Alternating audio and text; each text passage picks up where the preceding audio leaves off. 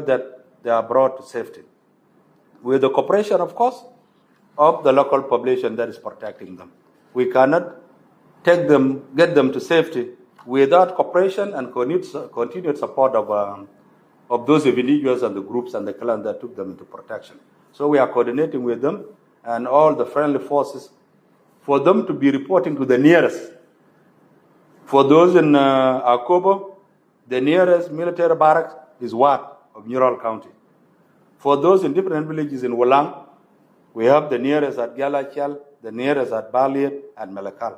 So we'll ensure that we coordinate so that they are taken to the nearest locations where we have presence. We are coordinating, but there is interference, like I said before some of you arrived. And let me repeat that the interference that we have already registered is that we had agreed with the local population in Akobo County for those who arrived there to be escorted to what? It was put on hold yesterday after Dr. Riek personally interfered in the process. He had instructed the commander of Division 8, Major General Jim Utonglia, and Utong actually went and sent forces to where our servicemen are being protected with clear orders for them to be taken forcefully to SPLAIO base at Walgab. The local population refused. Dr. Riek had to call the local civilians, persuading them to release them. They said, no, we are not sure that their security would be guaranteed. So they also refused. They said they either would be the one escorting them from point A to where SSPDF is, or they are picked up from where they are direct to Juba. So because there was that interference, Dr. Riek promised that he would provide a plane, an airplane this morning. So we are hoping that it will not end the way it had ended in Nasser. And should anything happen, let the world know that there is already interference from Dr. Riek. Dr. Riek wants to hijack the credit that was given to the local population.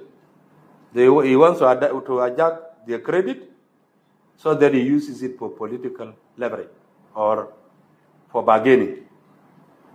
So let everyone know that we are not playing politics. Our primary objective is to save the remaining precious lives. And any political interference that may end up like the one we had in Nasser, the person who interfering should be known. The second information is that, I had said it, but because some of you came late, let me repeat it again. That all along SPLI have been saying that they were not part of the fort that fought us. For those who came late, let me repeat myself, that the officer at the rank of colonel that led the armed White Army attack Nasser and overran it was called Colonel Tor Gille Thorn. Colonel Tor Gille Thorn, until the day he was killed in Nasser, was an SPLAIO officer. In 2019, he was a lieutenant colonel.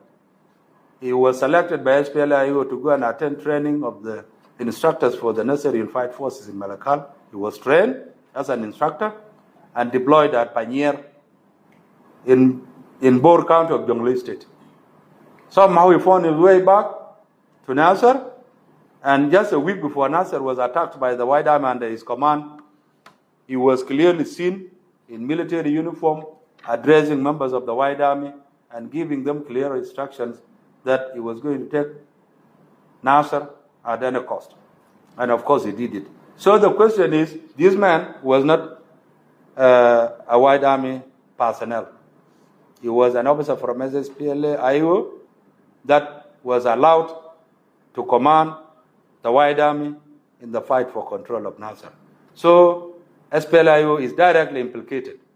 If they were not for it, they would have stopped him from mobilizing, from organizing, and leading members of the White Army. Even he was talking about logistics that he had mobilized. Combat service support logistics in terms of food, rations, and ammunition. There are videos that are circulating on social media regarding all the operational plans they had put in place.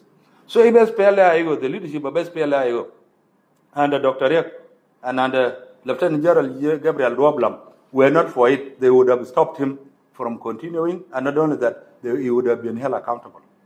Because the events were clearly aimed at breaking implementation of transitional security arrangements and peace.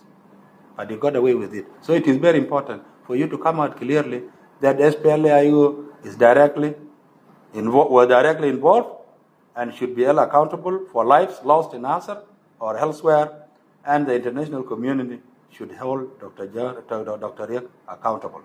He is the chairman and commander-in-chief. Thank you.